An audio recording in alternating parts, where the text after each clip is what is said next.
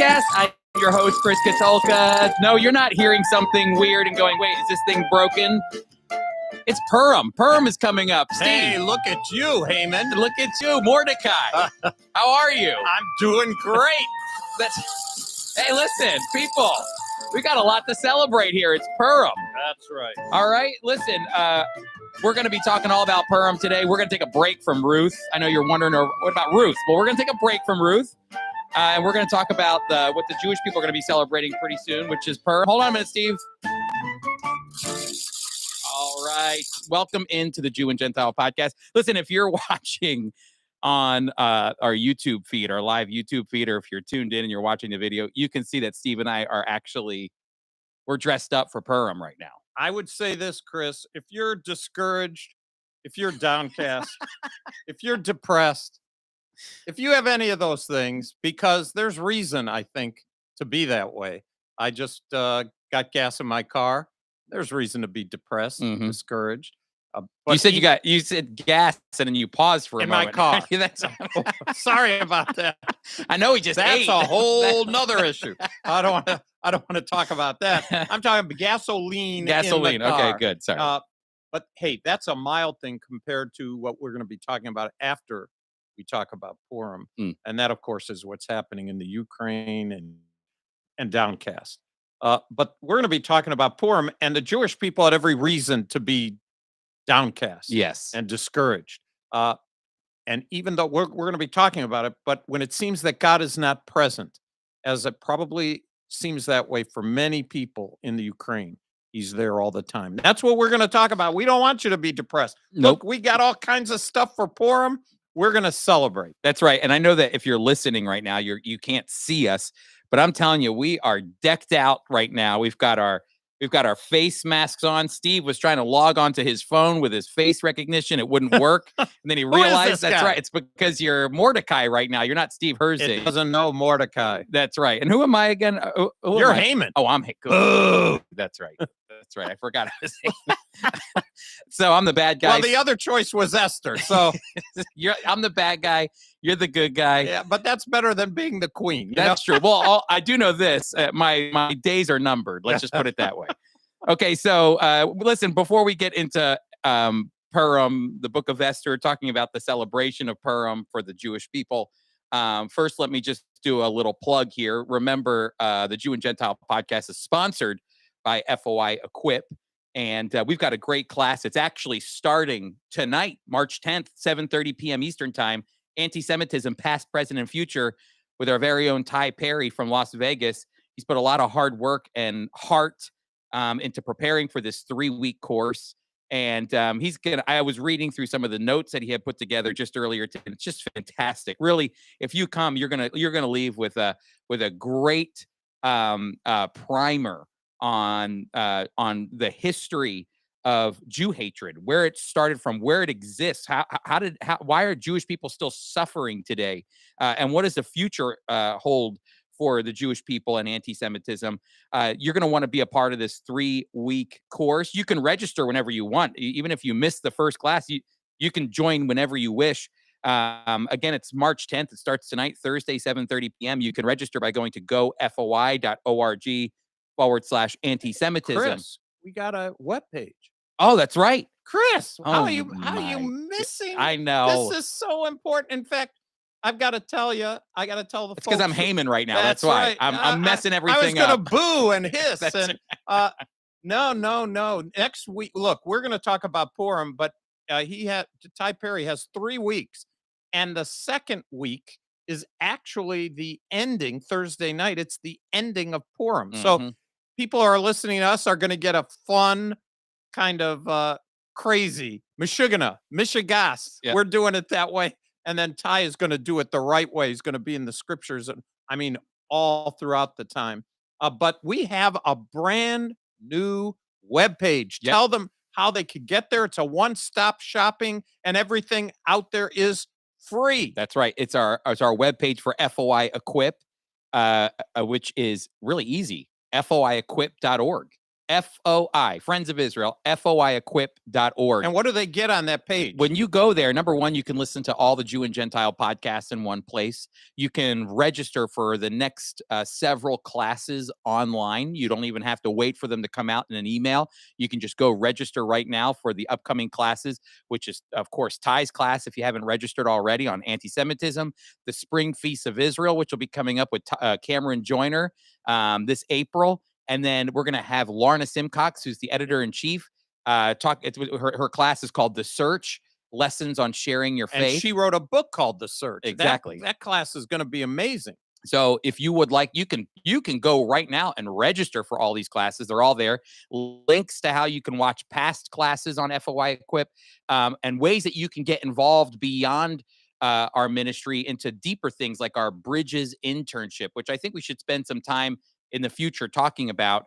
But all that is going to be all of that is available at foiequip.org. So you can go to foiequip.org to register for Ty's class, and you can see it on there, or you can just go to gofoi.org/antisemitism. We're giving you multiple avenues, Steve. I like the easy way, though. Which one is that? foiequip.org, and bada bing, you're there. foiequip.org, bada bing, bada boom, you're there. So, Steve, it's Purim. Exactly when is Purim? So let's talk about that. Purim will take place a week from today. We debated whether to do it next week or this week. We were prepared to do it this week, especially with Ty's class, so that at the end of Purim, they can tune in on Thursday night and hear him sandwich Purim in between two classes on anti-Semitism. Very appropriate. And Purim is a fun time. I know I celebrated it growing up. But Chris, you and I have both been separately, but we've both been to Israel during the time of Purim, and it is crazy there. So I have to tell this story that the very first time I ever spent time in Israel with our executive director Jim Showers was for our very first Hesed, which is a volunteer trip, very first volunteer trip for adults, Hesed, which is what it's called, in Israel, and we land, and Jim had never done this before. He had never done an Origins, which is which I was a part of, which is for our young adults, and we were launching our adult volunteer trip. So I think Jim was relying on me a bit to help out a little. Boy, that's a leap of faith. It's a big leap of faith. And so, of course, we get our minivans, and we've got a good crew with us. We probably got 12 or 15 people from the United States and Canada, and Jim's with me. And we're in our vans driving around Tel Aviv, and we all want to go to Joppa. Okay, let's go to Joppa, first stop. So follow me this way. So we're all driving. It's Purim. And I'm telling you, Steve, it's a party. The whole country, it's a huge party. Everyone's on the streets, party. Exactly. And I find myself stuck in traffic during Purim. People are in costumes. They're dressed up.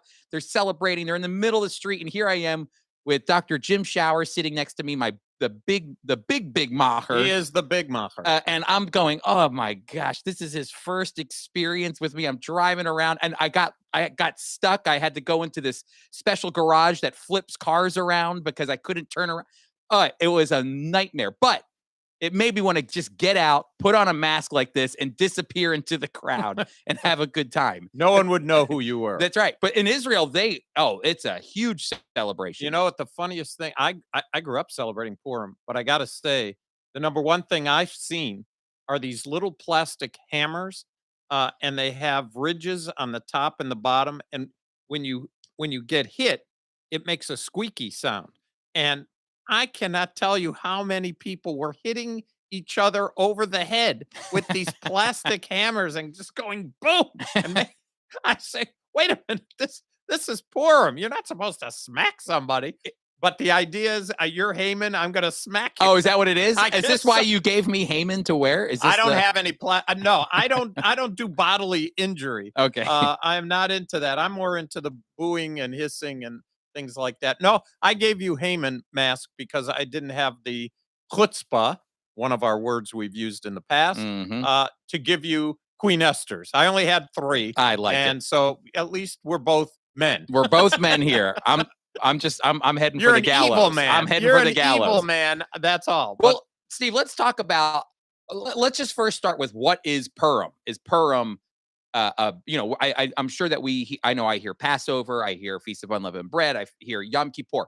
Purim, though, is a Jewish celebration, annual celebration. Is it biblical? It comes right from the book of Esther, and the word Purim actually comes from the word pur, P-U-R, when they would gamble. They actually had to gamble to see when the day would be that they would die, and so Pur is where we get the word Purim. In the book of Esther, there's no mention of God. Mm-hmm. Nowhere. No mention of God. Um, the Jewish people could have gone back to the land. God, Cyrus had already passed his thing. Jewish people could go back. But, Chris, business was good. Mm-hmm. The Jewish people were living very well, and only 50,000 decided to go. Mm-hmm. That meant some stayed back. And now, by this time, the Persians had taken over for the Babylonians. And uh, having opportunity to go, most stayed. And there was a man by the name of Haman who was the right hand person of Ahasuerus, King Ahasuerus, and Also known as, I know, Xerxes. Xerxes. Yep. Correct. And he hated Jews. Very similar to the way we heard about Nazi Germany. Right now, we have a Jewish president in the Ukraine, and there's evidence of anti-Semitism inside the war that is anti-humanity. Um, but so that God's name is not mentioned, and yet we're going to see that He was there all the time. And it starts off where actually, and again, this is history repeats itself. The Jewish people, Mordecai has a cousin, he's taking care of her, and he tells her, "Don't tell anybody you're Jewish." Can you imagine that? Yeah. They were concerned about that because the king, quite frankly, lost one of his high wives. He had concubines and all that, but he had a number one wife, Vashti. And there's a whole story there. I'm sure Ty will get into it next week. But for our purposes, to streamline the story, uh, she was gone. And now Queen Esther, who's not queen yet, Esther, tells his cousin, go enter the contest, a beauty contest. Chris, when I was in synagogue, uh, we would have a special day for Purim, and all the kids, young kids, they dress up, and all the girls wanted to be Esther. Of course. Esther was beautiful. No one wanted to be Haman. No, well, no, no, lots of people. Yeah, bad guys sometimes make it too, if you're little. But you're right. A lot of people, a lot of boys were Mordecai, and so she went into. She did not reveal that she was Jewish. She was beautiful, and the king selected her. But there's a couple of key passages that I think you could bring up. If you don't want to, I'll bring them up. Where It's just hard for me to see what this. well, let's take off. Let's gaze into Yeah. the Hello, camera. everybody. And Can then you see? Then we'll make our reveal. I'll pull mine up. All right, you go pull ahead. yours up. Don't There forget you to go. take this off. Yeah, that's There we fine. go. I'm Now, oh, look at that. there we go. We're back to where we are. And in the synagogue, I don't know if people can see me, but I actually brought my Megillah. I have there's a Yiddish expression called "he did the whole Megillah" or Mhm. "they did the whole Megillah," the whole thing. That means they didn't cut any corners. They read every word, every aspect was done. And this is a Megillah. It's a Look at scroll. that. It's a scroll. And Keep the going. whole book of Esther. We got to do the whole the Megillah today. whole Megillah. And in synagogue, we read all of Esther. Mhm. The whole book is in a scroll. It's not like this. This I use for kids, children. There's little pictures on it, but it's a regular scroll. It's scribe has to pen it because it's Esther. Yeah. It's the Bible. Yeah. But it's in a scroll form, and Megillah is what it's called. And the Haman went to the king, and I'll just start it off, and you could talk about it. History repeats itself every time, Chris, because Haman goes to Ahasuerus and he says, "There is a certain people, Mhm. King. They're not good for you. They're not. They're not. In fact, King, getting rid of them is going to increase your coffers by 10,000 talents. I just want you to sign this decree These people are no good. They're not like us. Oh, this Chris, I'm sure Ty is going to cover these things, but here's the crux of it. They don't eat like us. They don't look like us. Mm-hmm. They don't worship like we do. Mm-hmm. They're not us. And he and Haman experienced that firsthand after he received the promotion that the king gave him. That's when he comes out and everybody bows to Haman, but one man, Mordecai. Oh, that got under Haman's skin. It got under, and he was so vain. Those are old enough to remember that song. He's so vain that it made him so mad that he was not only mad at Mordecai, he hated every Jewish person. Mm-hmm. And they were going to be doomed. He was going to sign a decree. So go on. Well, so that's what happens is that Haman approaches the king and says, these people don't follow your laws. They don't follow your decrees, which it's not true. The Jewish people actually did follow. They were a benefit to the Persian Empire, but it just got under Haman's skin. So he said, would you mind, I sign this decree? And he signed it. Then some interesting things happen. So now there's a decree to get rid of all the Jewish people. And, Haman gets to work doing that. But then there's a moment where Mordecai is sitting in a gate. So Mordecai is family to Esther, who becomes the queen of Persia. And as Steve said earlier, Esther has to keep her silent that she's a Jewish woman. And so Mordecai actually helps the king out because he's in the gate and he overhears a plot to assassinate the king. And he brings that plot to the king's men, and they verify the plot and save the king's life. And this becomes a big moment for Mordecai. It's a great example of if you do what you're called to do, and even if you think no one else knows, but you were doing what you were called to do, God knows it, and it could be used. And in chapter 2, in verse 21, it says, in those days, while Mordecai sat within the king's gate, just like you said, Chris, two of the king's eunuchs, Bigthan and Teresh, doorkeepers, became furious and sought to lay hands on King Ahasuerus. So the matter became known to Mordecai, who told them to Queen Esther. By now she's the queen. And Esther informed the king. And when the inquiry was made into the matter, it was confirmed and both were hanged. And that's all you hear for a little while. That's right. But it is one of the key areas. And what did it involve? Faithfulness to your job. Yep. Faithfulness to what you were called. Mordecai stayed true to what he was supposed to do. And by the way, he was at the king's gate. Don't you think there was a little, being at the king's gate, that was a good job. Oh, yeah, big time. People coming in, people coming out, Why do you think he got there? Because his cousin Esther, hey, Esther, I know, we're related. Put in a good word. Get me a job here at the local. All of a sudden, he's got a great cush job. Yeah, the gate is where all the official marriages took place, judgment took place, all that stuff. So it's true that nepotism did work here, but he did what he was supposed to do, and that's going to be a key factor. So then what happens is Mordecai actually finds out, and you know what's supposed to happen during a traditional Jewish celebration of Purim is that every time we say certain names, there are certain things that we're supposed to do. I just did this.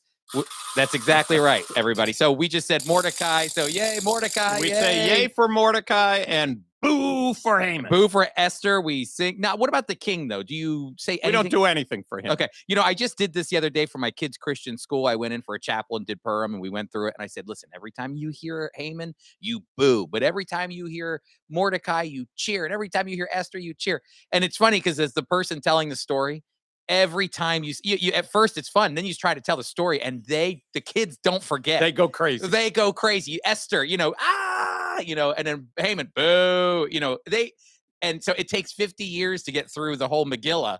Because the whole Megillah, good for you. See? Way to go. You got the terminology. I got it down. So, but what happens is Haman, so boo, Haman actually, the plot to kill the Jews comes to Mordecai now. And Mordecai has got to tell somebody, because now we move from this transition from don't tell anybody you're Jewish to you got to tell the king you're Jewish and tell him what's going on. So things change. There you go.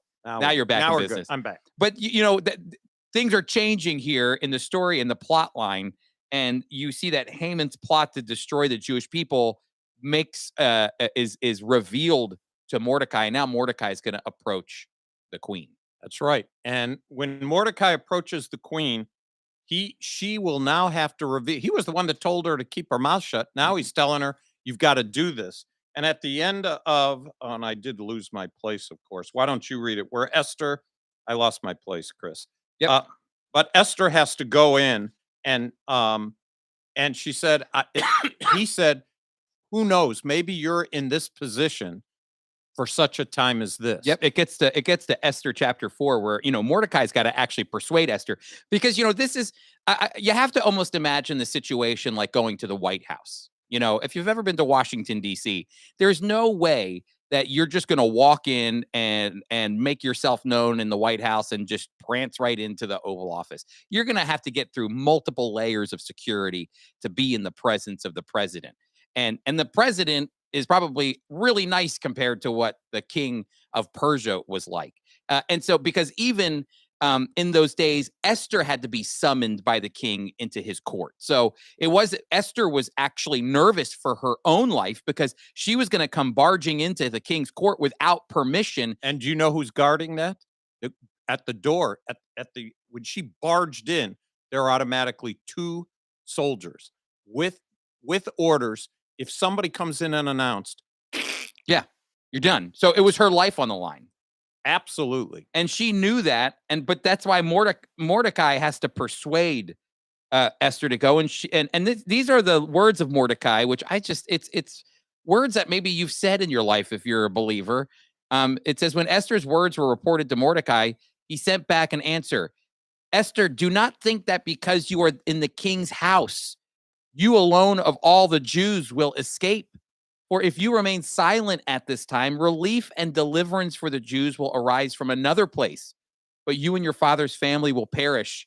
And who knows, but that you have come to the royal position for such a time as this. Very important. Very important. And she's willing to put her life on the line, because in verse 16, it ends with this: if I perish, I perish.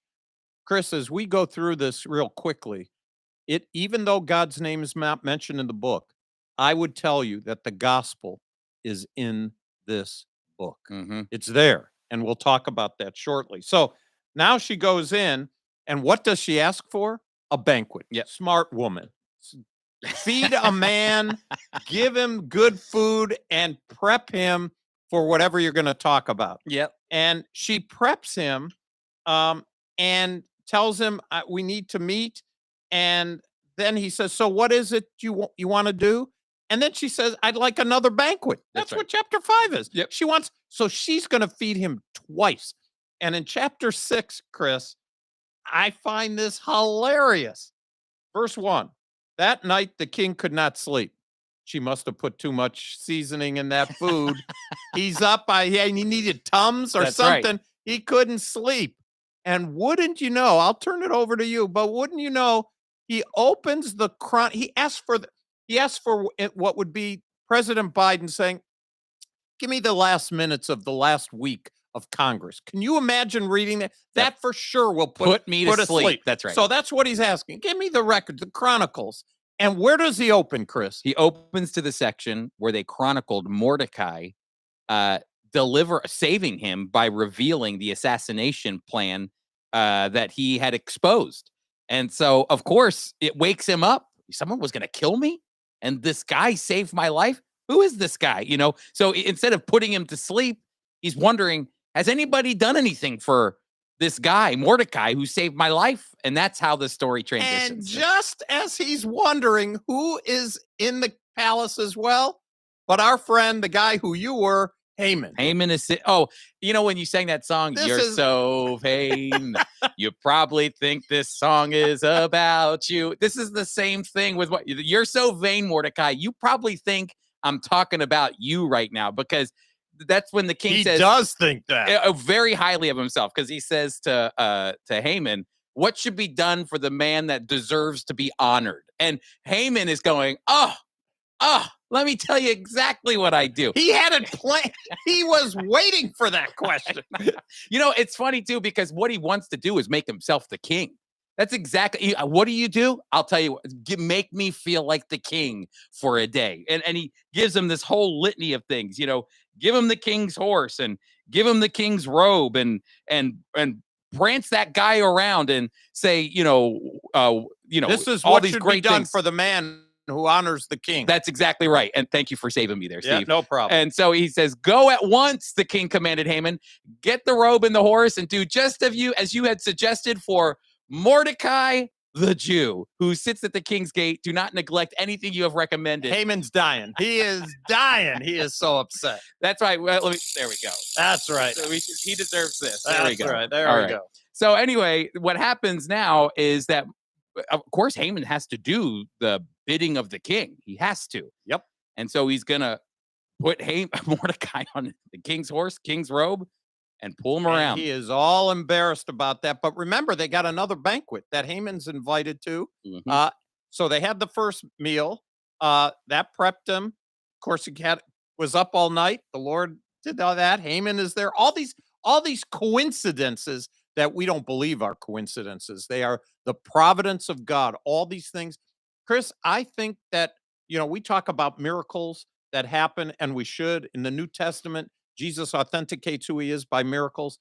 But if you had to rate miracles using natural things, and just timing has to be right, to me, is a greater miracle than Jesus walking on the water and all this whole the providence book, of it all. This whole book is timing. Yep. And it's just what we think would be normal human behavior: anger, upset, afraid, whatever it is. I just happen to be here. I just happen to not be able to sleep. I just happen to open up this book.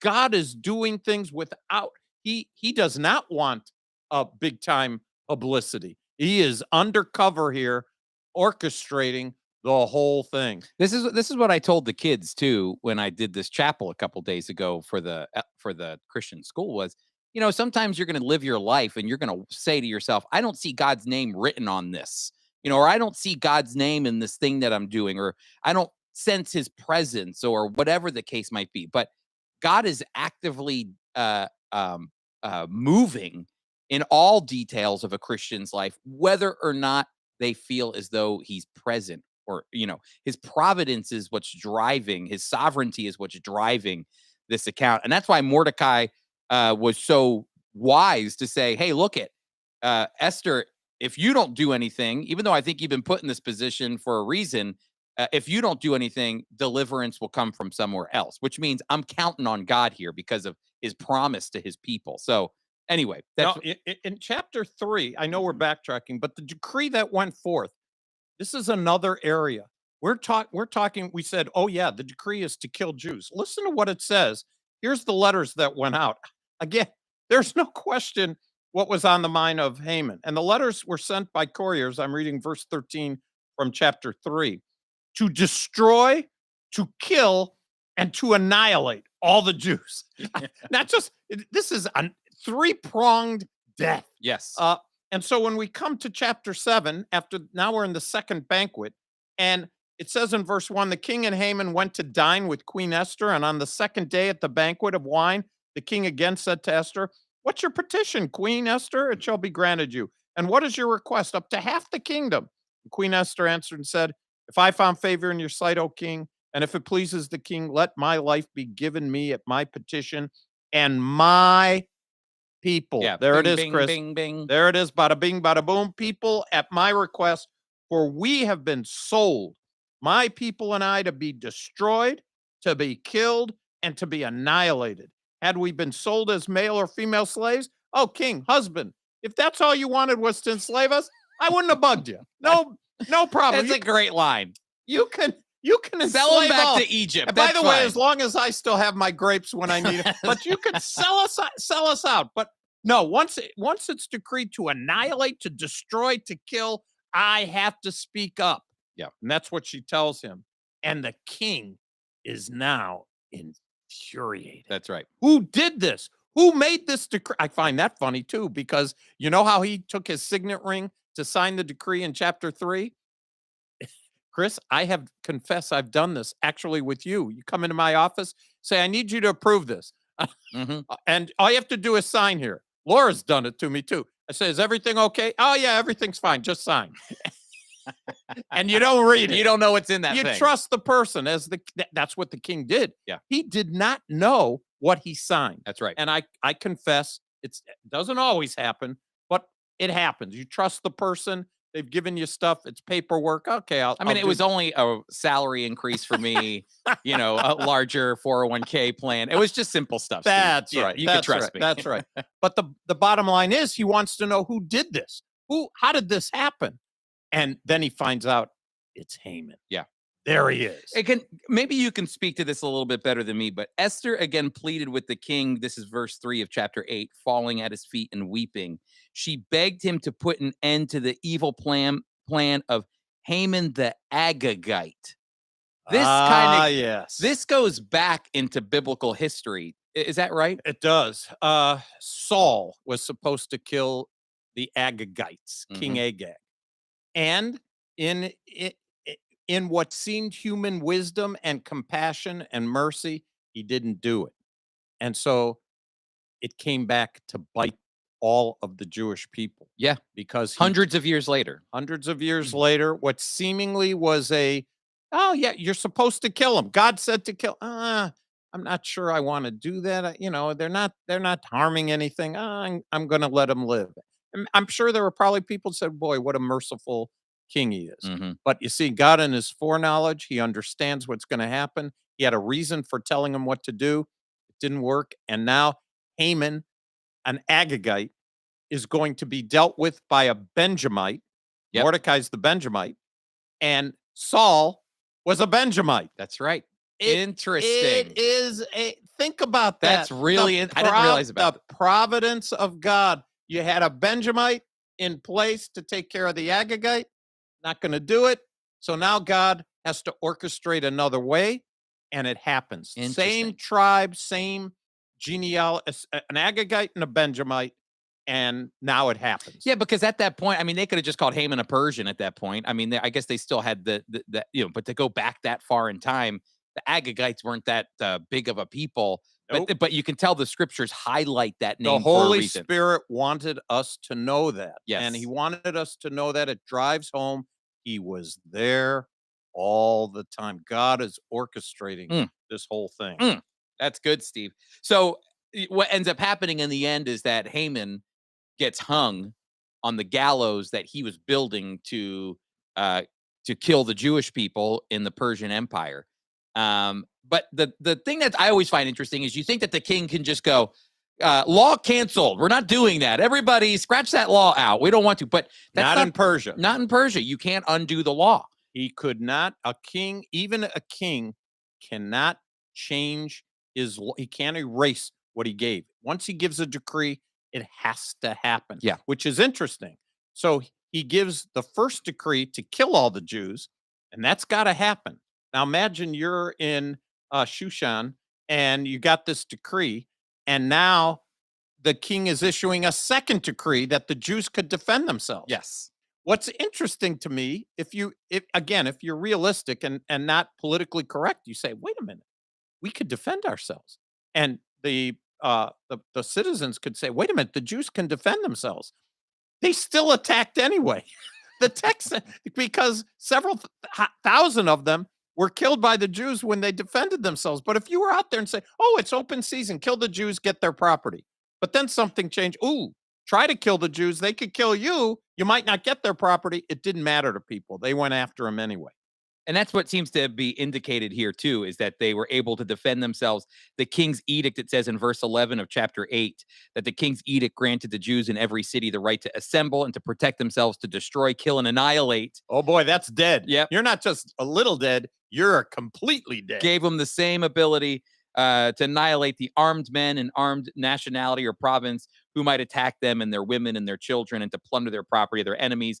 The day appointed for the Jews to do this in all the provinces of kings, I have here Xerxes, was the 13th day of the 12th month of the month of Adar. A copy of the text was an edict was to be issued as law in every province and made known to the people of every nationality so that the Jews would be ready on that day to avenge themselves on their enemies. And the couriers, riders of the royal horses went out, spurred on by the king's command, and the edict was issued from the citadel of Susa. It's amazing. You know, Chris, so let's look at what this story is so far. We've got a king, and he issues a decree. He didn't even know what it was, but he issued it. He signed it. He can't change the decree, but he wants to because he finds out things weren't what he thought. So he issues a second decree. We have Haman. Haman is the evil person. You go back to Genesis, you have Satan. Satan is, God gave a decree to man, don't eat of the fruit. And do you know God, like Ahasuerus, can't go back on his decree? That first decree, the soul that sins dies. That's a principle that you can't change. The soul that sins dies. It has to die. Man is sinful. Haman was the one that made all this possible. The satanic temptation to Eve and then to Adam, that decree. But wait a minute, the king has a right to add another decree. And what's the decree? God has a plan. Just like Mordecai sent a message to Esther, look, maybe you've been raised for such a time as this. She thinks about it and she says, hey, if I perish, I perish. I'm going in. I want to save my people. What's the gospel? In this case, the Messiah is not a woman or a queen. The Messiah is the anointed one of Israel, the King of Kings and the Lord of Lords. He's our high priest. He's the second person in the Godhead. And the decree was the soul that sins dies, and God and the Godhead agrees that the second person, the second decree by God is, I will take their place. Not if I perish, as Esther said, but when I perish. Yeah, when. It's the full payment for sin. And so you can see the correlation of Esther. It's not exactly the same, but the principle is very, very clear. And so you have Esther, who's willing to die. You have Mordecai, who is encouraging her. He's like the forerunner to John. You have Ahasuerus, who's issuing a decree, can't change his decree, issues another decree. And then you have Haman, the evil one, the one who thought he's so vain. Can we say that about Satan? Of course. Yes, we can. Yeah. And so this book, so what do Jewish people do? Chris, hold that up. I went to the deli special for you. Go. That's right. What deli did you go to? I went to Moish and Itzy's. Look, they don't even know they're getting publicity. Moish and Itzy's. Oh, look at this is great. I have poppy seed. I have poppy seed. Oh, I have cherry. You have cherry. Poppy seed is really traditional. I'm holding it up in the camera right now. My wife, Alice, has probably made 2,000 of these things through the years as we've done Christian school and churches and make sure that where we go, people get a chance to eat it. Now, look at the shape, Chris. You did tell us, why is this? What about this is significant? Wait, can I do this then? Yeah.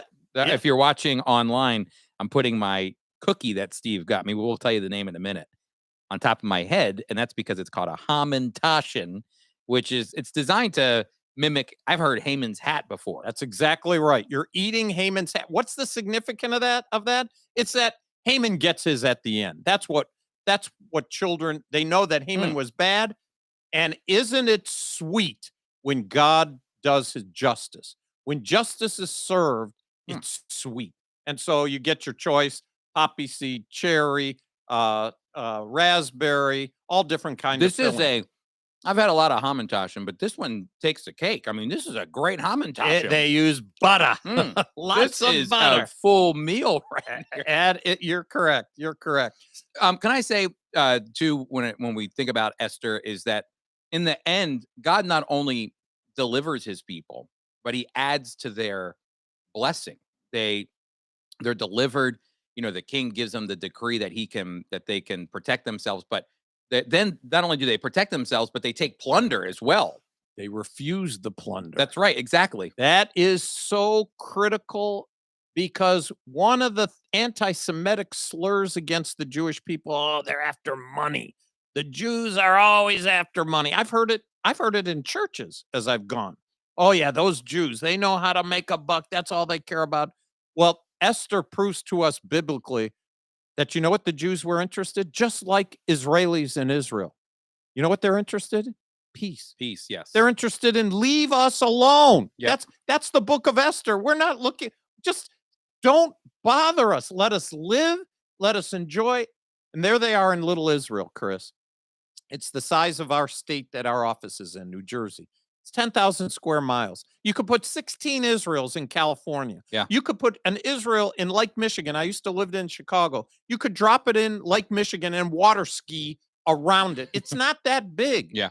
And what does Israel want? Are they looking to plunder, to take, no, as people accuse them of, all they're interested in taking land?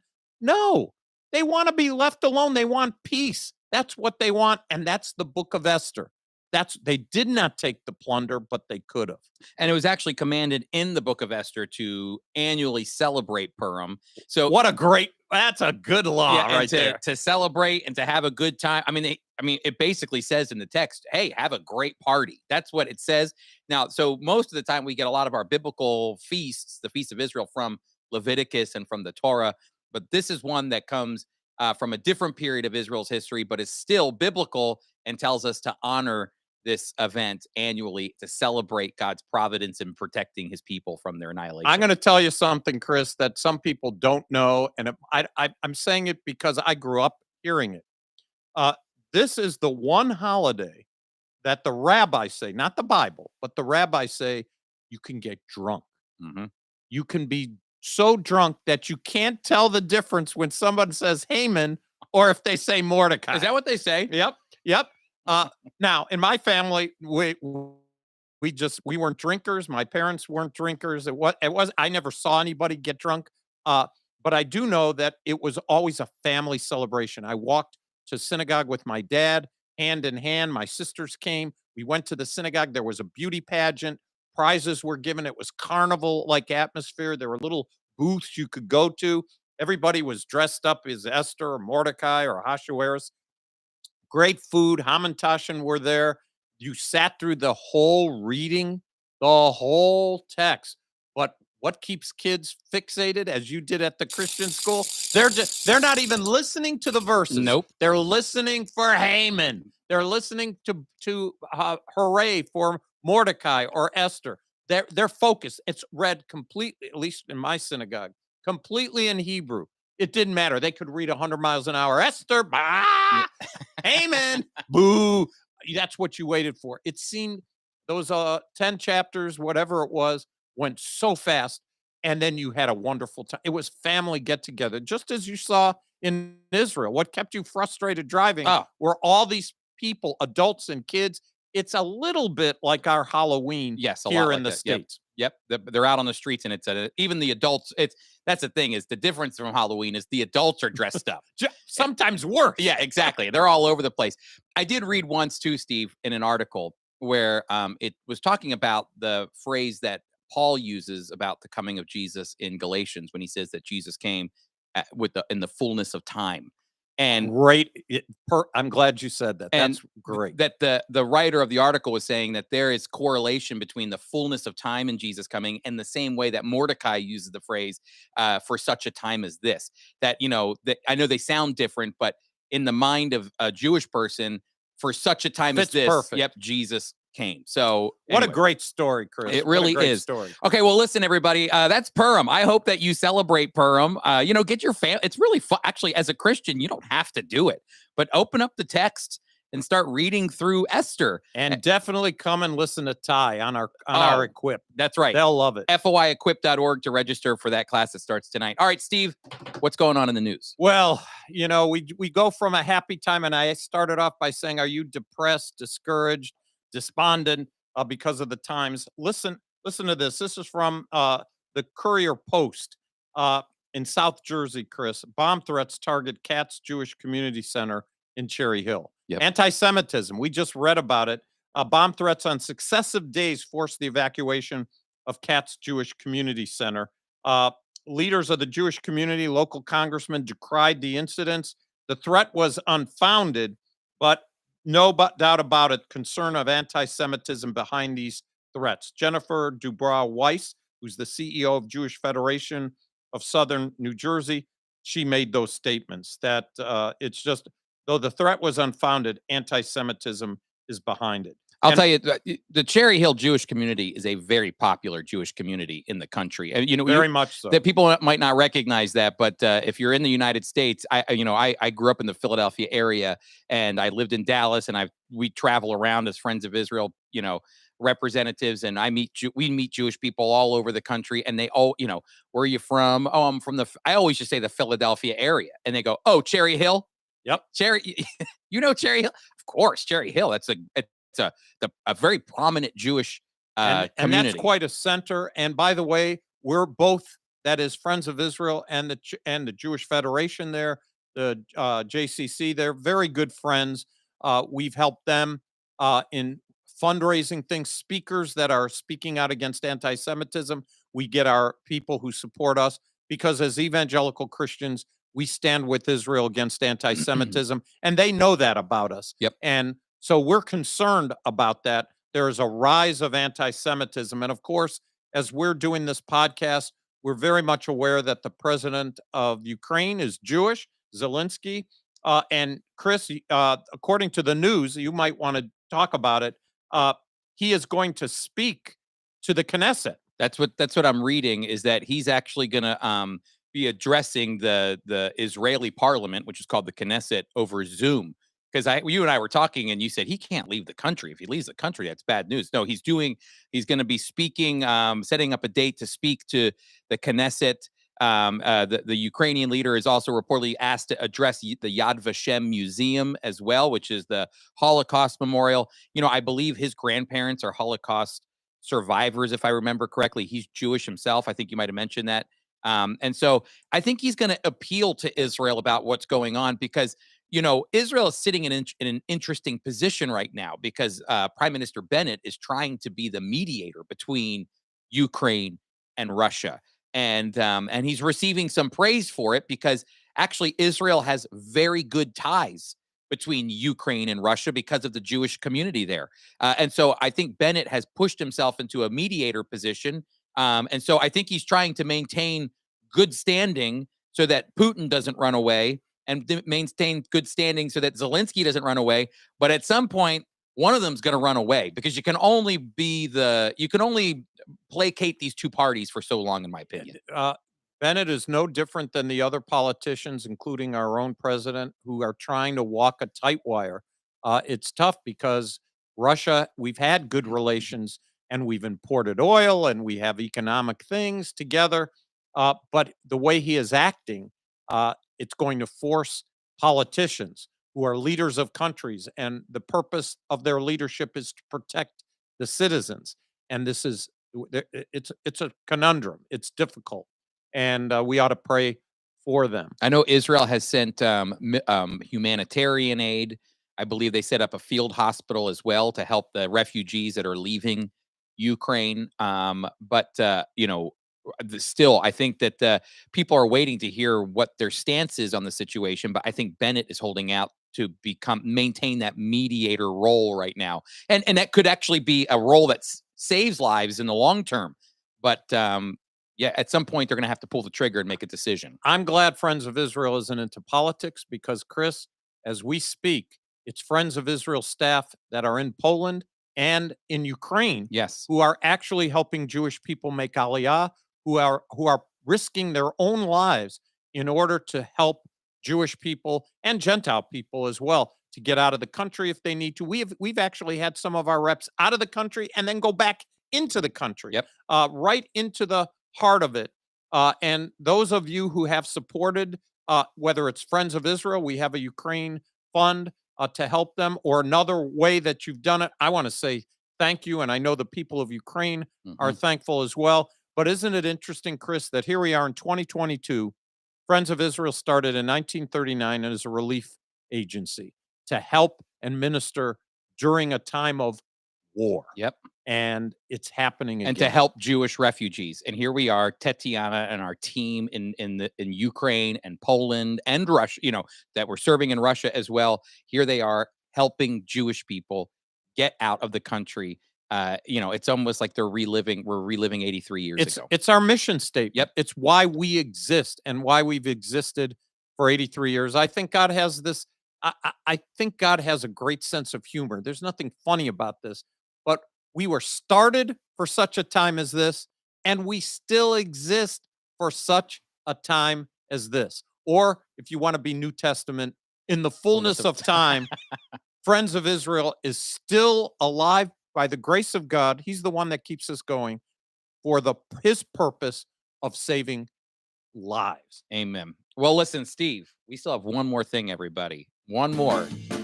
Okie dokie. I got a great word, Chris. It's the Yiddish word of the day. Wait a minute. Don't say it just yet, because it's going to tie into our Purim experience that we just had. So Yiddish word of the day, Steve, is... Well, we have Haman, Chris. Mm-hmm. We don't like Haman. We've been booing and hissing.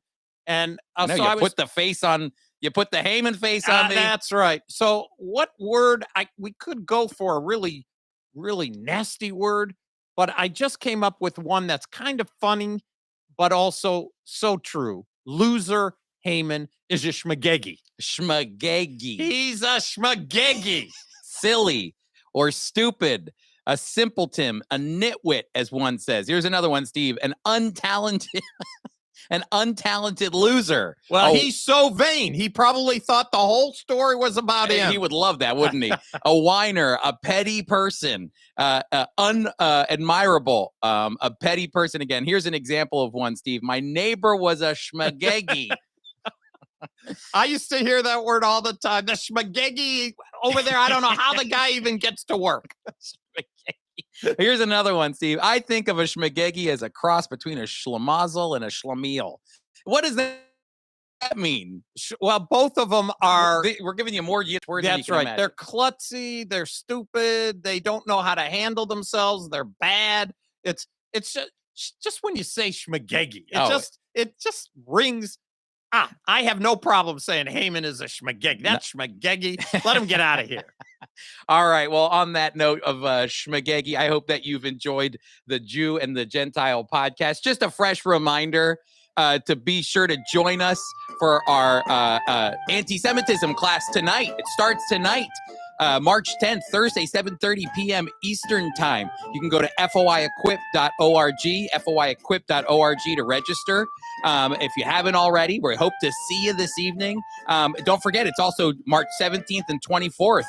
So if you missed tonight, you can come back the 17th and 24th, and all of them will be posted online if you'd like to catch up and watch them. Ty Perry's going to do a fantastic job. We really hope that you've enjoyed this episode of the Jew and Gentile podcast, sponsored by FOI Equip. Thank you so much for being with us. Hey, listen, Steve, you know what? You're definitely not a Schmegegge. I promise. No, you aren't either, Chris. Okay. Even though you had Haman's face on. All right, no Schmegegges here. Everybody have a good one. We'll see you next week.